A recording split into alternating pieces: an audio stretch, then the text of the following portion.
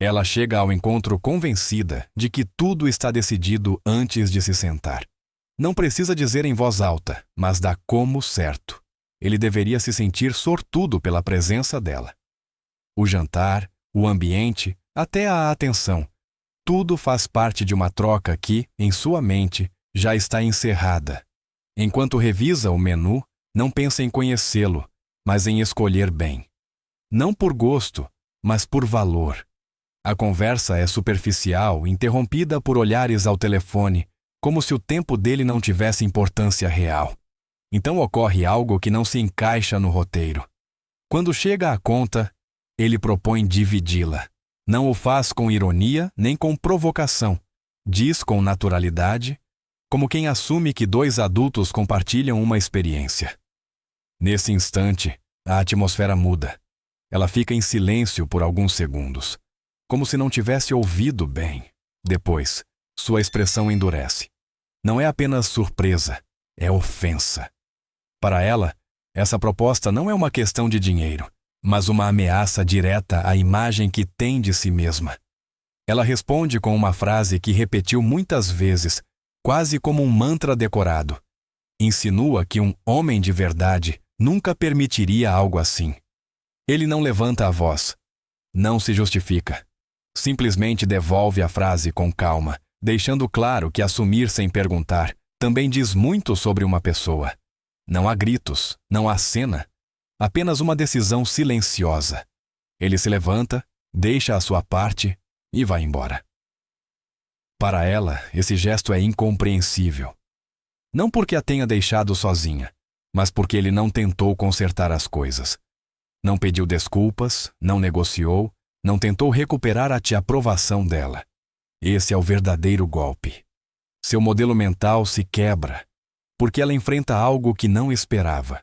Um homem que não precisa agradar, que não teme se retirar e que não vê o encontro como um investimento que deva proteger a qualquer custo. Este primeiro choque não trata realmente de uma conta nem de um jantar.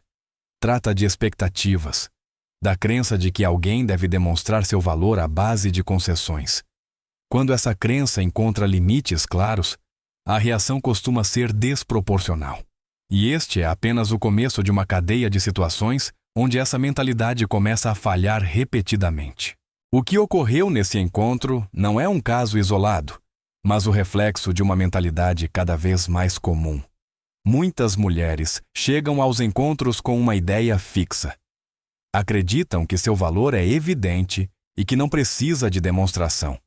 Não veem isso como arrogância, mas como autoestima. Para elas, esperar atenções, gastos e gestos especiais não é uma exigência, mas algo natural. O problema aparece quando essa expectativa não se baseia no que oferecem, mas unicamente no que acreditam representar. Esta lógica foi reforçada durante anos. Redes sociais, discursos motivacionais e validação constante construíram uma narrativa perigosa. Se você existe, já merece. Sob esse prisma, o encontro deixa de ser um encontro entre duas pessoas para se tornar um teste unilateral. Ele deve demonstrar interesse, investimento e paciência. Ela, por outro lado, deve apenas aceitar ou rejeitar. Qualquer resistência da parte dele é interpretada como mesquinharia, insegurança ou falta de masculinidade. Mas os homens que desenvolveram critérios não funcionam assim. Não porque sejam frios, mas porque aprenderam a observar. Para eles, o interesse é medido pela reciprocidade, não pelos gastos. Quando percebem que a conversa é mínima, que a atenção está no telefone ou que as exigências aparecem antes da conexão, entendem a mensagem com clareza. Não estão diante de alguém que busca conhecê-los, mas diante de alguém que espera ser mantida emocional ou materialmente. Aqui surge a confusão. Ela não se vê como alguém que pede demais. Percebe-se como alguém que sabe o que vale. No entanto, esse valor não se traduz em atitude, escuta nem interesse real. Traduz-se apenas em demandas. E quando essas demandas não são satisfeitas, a reação não costuma ser reflexão, mas indignação. porque aceitar que o outro não é obrigado a cumpri-las implicaria questionar toda a estrutura mental que a sustenta. Este choque de percepções é o núcleo do conflito moderno nos encontros. Não se trata de homens contra mulheres, mas de expectativas infladas frente a limites claros. E quanto mais algumas pessoas se apegam à ideia de que merecem sem contribuir, mais duro é o impacto quando alguém decide não jogar esse jogo. A história que mais se repete não ocorre em um único restaurante, mas em muitas mesas diferentes com o mesmo desfecho. Uma mulher chega atrasada, sem se desculpar, como se o tempo do outro fosse flexível e dispensável. Senta-se, folheia o menu e pede os pratos mais caros com total naturalidade. Não pergunta, não comenta, não tenta criar conexão. Fala pouco e escuta menos. Para ela, o encontro não é um encontro, é um trâmite que o homem deve cumprir. Quando a conta chega, a tensão aparece imediatamente. Ele sugere pagar separadamente. Não com sarcasmo nem com desafio, mas com a tranquilidade de quem não sente que deve compensar algo que não recebeu. Ela o olha com incredulidade, como se ele tivesse acabado de quebrar uma regra sagrada. Sua resposta é automática, quase ensaiada. Afirma que um homem de verdade jamais permitiria que uma mulher pagasse. Não diz isso como uma opinião, mas como uma sentença moral. Ele não entra no jogo emocional. Não se desculpa nem tenta se justificar. Responde com uma frase simples, deixando claro que assumir privilégios sem perguntar também diz muito sobre uma pessoa.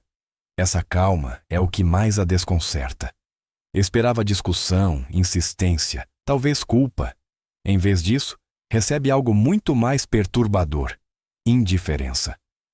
Ela se levanta irritada, sai do lugar e transforma a experiência em conteúdo. Publica mensagens, grava vídeos, apresenta-se como vítima de um homem mesquinho e inseguro. Em seu relato, ele falha como homem. O que não menciona é sua própria atitude, sua falta de interesse e a forma como tratou o encontro como uma transação. A narrativa é construída para proteger o ego, não para refletir a realidade. Enquanto isso, ele interpreta a situação de forma oposta. Não sente que perdeu nada. Pelo contrário, entende que evitou um problema maior. Para homens com opções, este tipo de cena funciona como sinais claros. Não buscam drama nem validação externa. Buscam coerência. Quando detectam expectativas desmedidas desde o início, preferem se retirar sem fazer barulho. Este é o primeiro estouro visível do choque entre entitlement e limites. Não é apenas um encontro ruim, é o momento em que duas visões de mundo colidem. Para ela, a negativa é um insulto. Para ele, é simplesmente uma decisão. E essa diferença de interpretação é o que transforma um jantar qualquer no início de uma discussão muito maior sobre valor, papéis e expectativas nos relacionamentos atuais. Quando essas mesmas expectativas se transferem para outros países, o impacto costuma ser ainda mais forte. Muitas mulheres viajam convencidas de que o problema não são elas, mas o lugar onde estão procurando. Acreditam que, mudando de cidade ou de cultura, as regras voltarão a jogar a seu favor. Mas é aí que aparece um choque que não esperavam. Em vários países europeus, a dinâmica é diferente desde a base. Não há jogos, não há rituais exagerados, não há tentativas constantes de impressionar. Em lugares como os Países Baixos, a igualdade não é um discurso, é uma prática cotidiana. Os encontros são entendidos como reuniões entre duas pessoas adultas que compartilham tempo e conversa. Dividir a conta não é um gesto frio, mas algo normal. A comunicação é direta, às vezes até desconfortavelmente honesta. Para quem vem esperando perseguição, elogios constantes e gastos automáticos, essa atitude é percebida como desinteresse ou falta de educação. Na Alemanha ocorre algo semelhante. Se não houver conexão, diz-se. Se não houver interesse, não se disfarça. Não existem longas conversas vazias apenas para evitar ferir sentimentos. Essa franqueza, que nessas culturas é considerada respeito pelo tempo alheio, é interpretada por algumas mulheres como grosseria. Não porque o seja, mas porque contradiz a narrativa com a qual estão acostumadas. O problema não é que esses homens não saibam tratar uma mulher. O problema é que não aceitam uma versão de tratamento baseada em privilégios implícitos. Não colocam ninguém em um pedestal por padrão. Esperam reciprocidade, atenção e participação real. Quando não a recebem, não se esforçam para compensá-la com dinheiro ou gestos teatrais. Este choque cultural revela algo importante. Muitas das regras tidas como universais, na verdade, são locais e frágeis. Funcionam apenas enquanto ambas as partes as aceitam. Quando uma pessoa cruza fronteiras esperando que o mundo se adapte às suas expectativas, a realidade costuma responder de forma contundente. E essa resposta não é hostil. É simplesmente coerente com uma visão diferente de relacionamentos, onde a igualdade não se negocia nem se dramatiza. Nos encontros modernos, o dinheiro se tornou num sinal muito mais revelador do que muitos admitem. Não pela quantia, mas pela reação que provoca. Quando alguém se irrita porque teve que pagar o próprio café, a mensagem é clara. Não estava ali pela conversa, nem pela conexão, nem pela curiosidade mútua. Estava ali para obter algo. E quando esse algo não chega, surge a frustração. Para alguns homens, sugerir um café ou uma atividade simples no primeiro encontro não é falta de interesse, mas uma forma de observar. Não buscam impressionar, buscam entender. Se a outra pessoa se mostra ofendida por uma proposta simples, fica claro que o objetivo não é se conhecer, mas avaliar quanto pode extrair do encontro. O encontro deixa de ser um espaço compartilhado e se torna uma negociação silenciosa. Muitas mulheres reagem com desprezo a essas propostas. Afirmam que não aceitam encontros baratos, que seu tempo vale mais. Mas raramente param para pensar no que estão oferecendo em troca. O valor não se demonstra com exigências, mas com presença, atitude e reciprocidade. Quando toda a ênfase está no que o outro deve pagar, a intenção real se torna evidente. Alguns homens aprenderam esta lição com base na experiência. Depois de gastar tempo e dinheiro em encontros vazios, desenvolvem filtros simples, mas eficazes.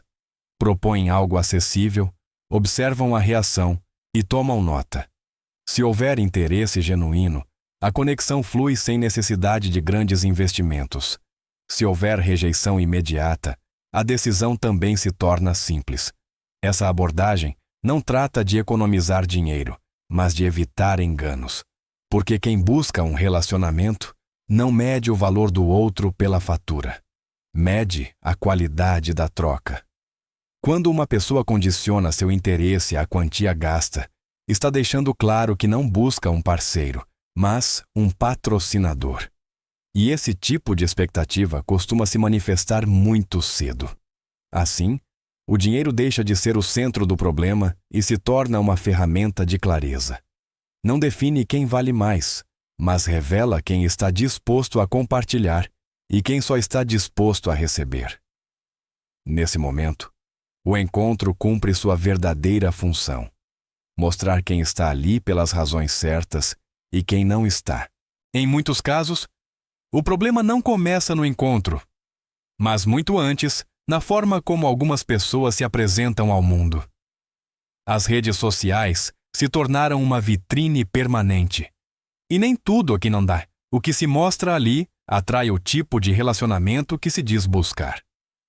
Perfis cheios de fotos provocativas, viagens constantes e mensagens ambíguas sobre não se conformar enviam um sinal claro, embora nem sempre seja o pretendido.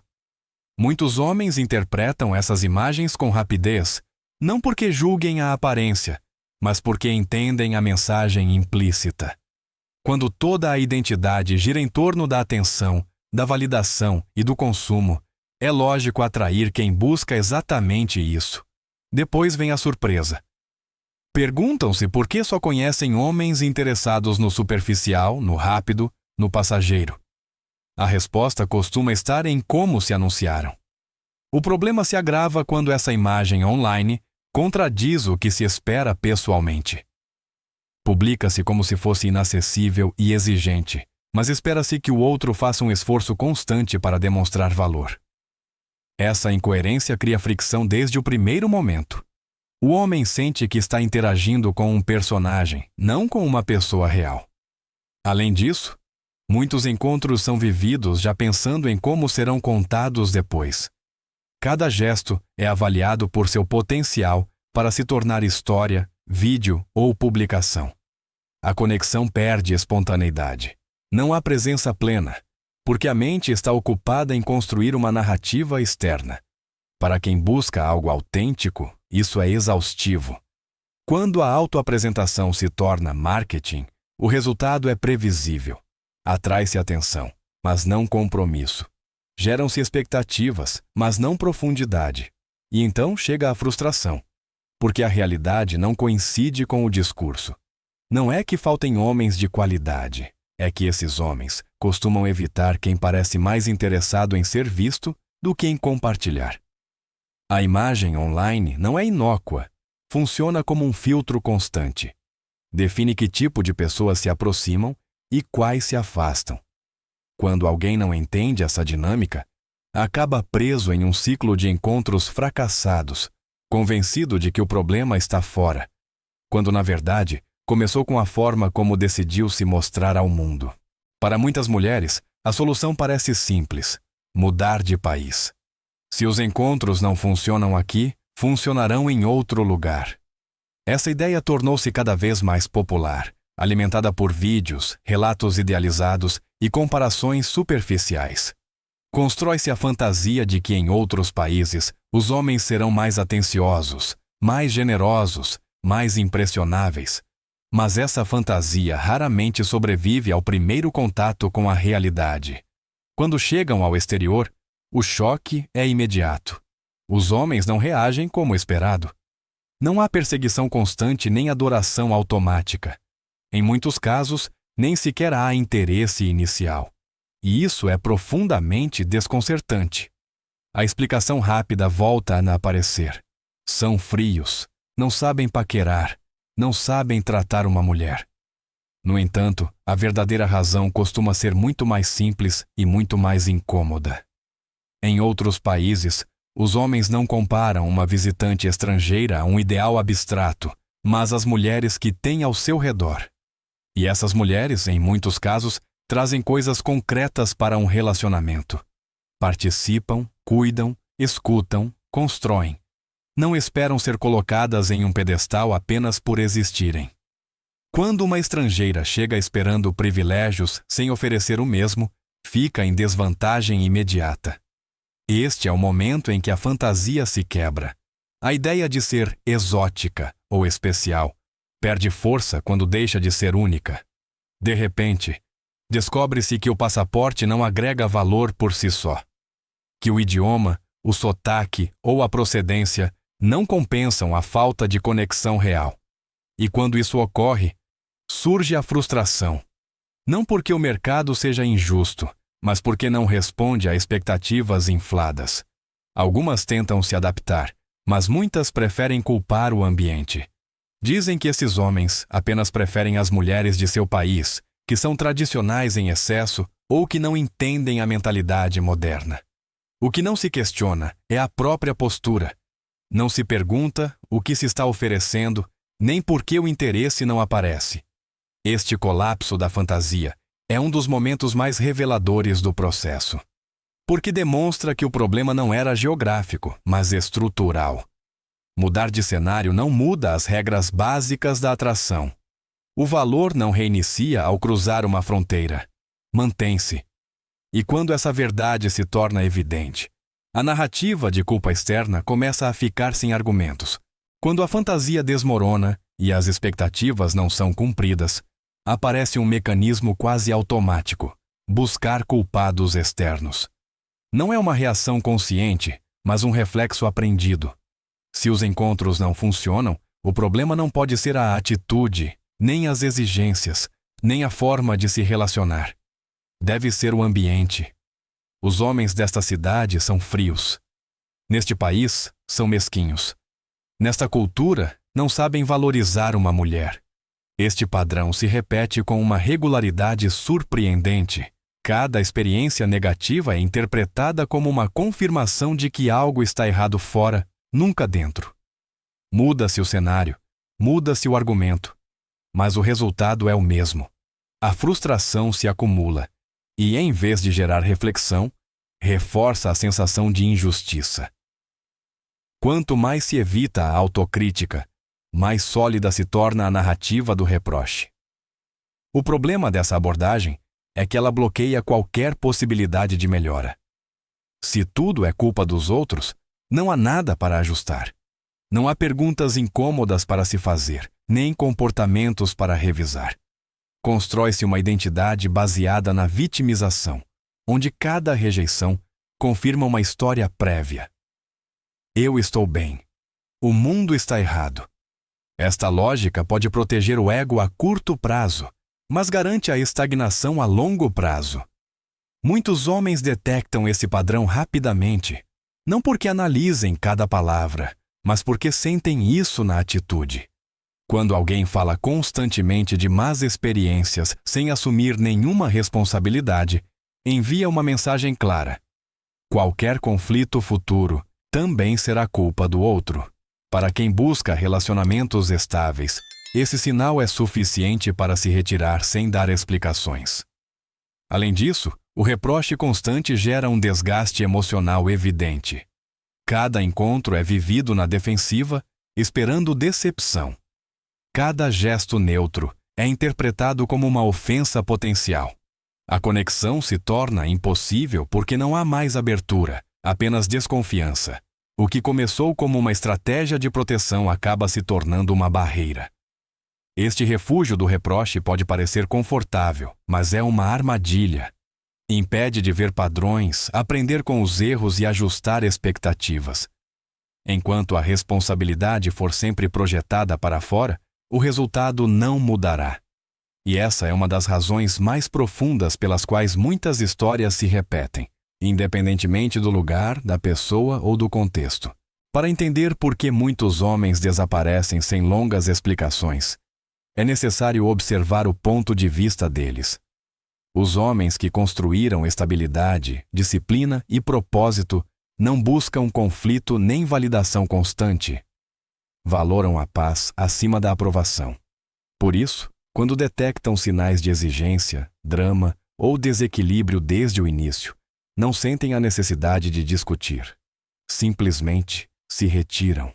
Esses homens não veem o encontro como uma oportunidade única que devam garantir a qualquer custo. Têm opções não apenas em termos de pessoas, mas na forma como organizam sua vida.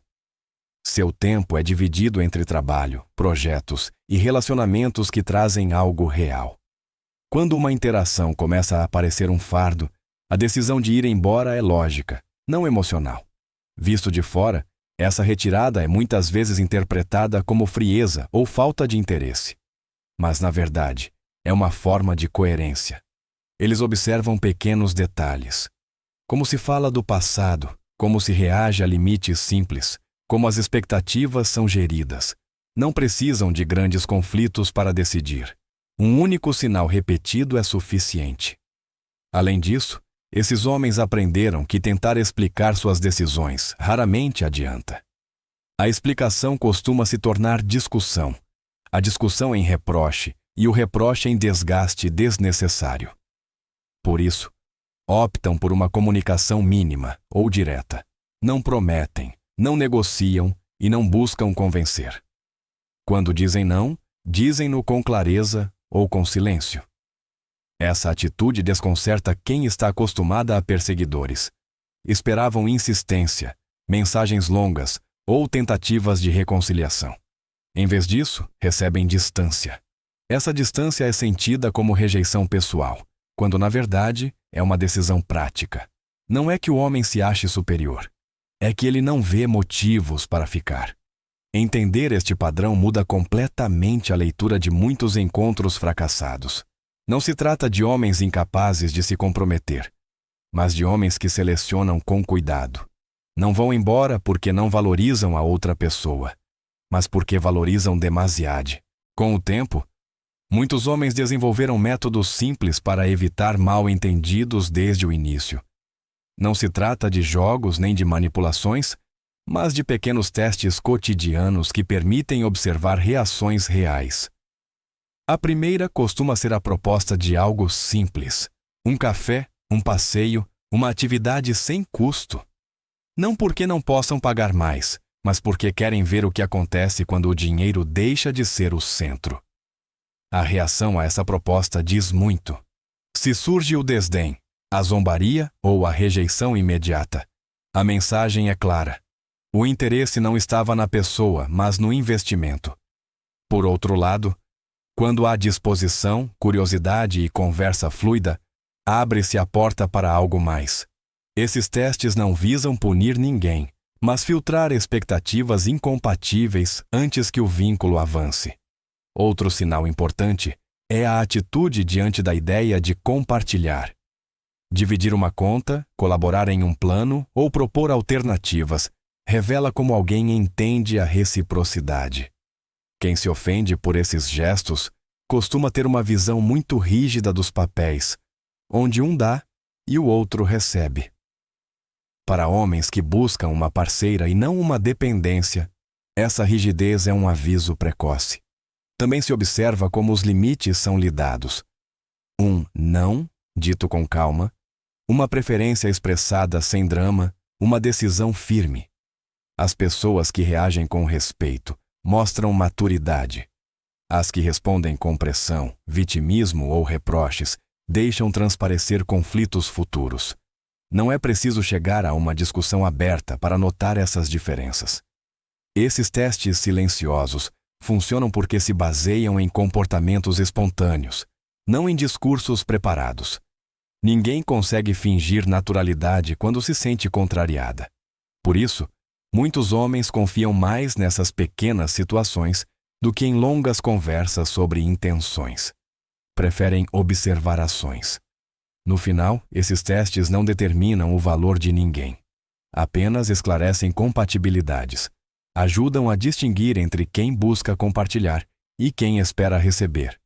E essa clareza, embora incômoda para alguns, economiza tempo, energia e frustrações a longo prazo. As atitudes que parecem inofensivas em um primeiro encontro não desaparecem com os anos. Pelo contrário, são amplificadas. Aos 20 anos, muitas pessoas podem se dar ao luxo de rejeitar opções sem consequências visíveis demais. Há atenção, há oportunidades e há margem para repetir erros. Mas quando a mesma mentalidade se mantém intacta aos 30, o cenário começa a mudar. As expectativas continuam altas, mas a paciência do ambiente diminui. Os homens que antes insistiam agora observam e se retiram antes. Os encontros tornam-se mais curtos, menos frequentes e mais impessoais. Aparece a sensação de que não existem mais homens bons, quando na verdade muitos simplesmente pararam de participar de dinâmicas que não lhes agregavam nada. Aos 40, o contraste é ainda mais evidente. As exigências não diminuíram, mas as opções sim. As histórias de decepção se repetem e são reinterpretadas como provas de que o compromisso é impossível ou de que os homens têm medo. O que raramente se considera é que os padrões não mudaram. A forma de se relacionar continua a mesma, embora o contexto seja diferente. Essa acumulação de consequências não costuma chegar de uma vez. É gradual. Manifesta-se em encontros que não avançam, em relacionamentos que se quebram rápido, em uma crescente desconfiança em relação ao outro. Para proteger o ego, constroem-se explicações externas. Diz-se que é melhor estar sozinha, que ninguém está a essa altura, ou que o amor não é tão importante. Algumas dessas afirmações podem ser sinceras, mas outras funcionam como escudos. Enquanto isso, quem ajusta suas expectativas, desenvolve autocrítica e entende a reciprocidade costuma encontrar relacionamentos mais estáveis. não porque aceitem menos, mas porque oferecem mais. Essa diferença de abordagem, quase imperceptível no início, torna-se decisiva com o passar do tempo. E quando se olha para trás, fica evidente que não foi a má sorte que marcou o caminho, mas a negativa constante em revisar a própria postura. Todo esse percurso leva a uma conclusão que é incômoda para muitos, mas difícil de ignorar. Os relacionamentos não funcionam por proclamações de valor, mas por troca real. Tempo, atenção, respeito, apoio e presença. Quando uma das partes espera receber sem oferecer, o desequilíbrio torna-se evidente mais cedo ou mais tarde. Não importa o país, a cultura ou a idade. As regras básicas não mudam. Os homens que estabelecem limites não o fazem para punir nem para demonstrar poder. Fazem-no porque aprenderam que ceder constantemente tem um preço alto. Preferem estar sozinhos a se tornarem um recurso, uma carteira ou um objeto de validação. Essa escolha, que antes era rara, está se tornando cada vez mais comum. E isso está reconfigurando o mercado de encontros de uma forma que muitos não esperavam. Ao mesmo tempo, aqueles que estão dispostos a revisar suas expectativas, a contribuir e a construir algo em conjunto, costumam obter resultados diferentes. Não porque baixem seus padrões, mas porque os alinham com o que oferecem. Entendem que a atração não se exige, gera-se, que o respeito não se reivindica, ganha-se, e que a igualdade não é uma perda, mas uma base. O choque entre essas duas posturas é o que vimos ao longo de toda esta história. Não é uma guerra entre homens e mulheres, mas um conflito entre fantasia e realidade, entre narrativas confortáveis e consequências reais. E quanto mais se tenta ignorar esse conflito, mais forte será o impacto quando ele aparecer. Agora a pergunta fica aberta. Você já viu situações semelhantes? Já viveu encontros onde as expectativas colidiram de forma evidente? O que aconteceu quando alguém estabeleceu limites claros e se recusou a seguir o roteiro esperado? Compartilhe sua opinião e sua experiência nos comentários. Este debate só faz sentido quando todos são ouvidos.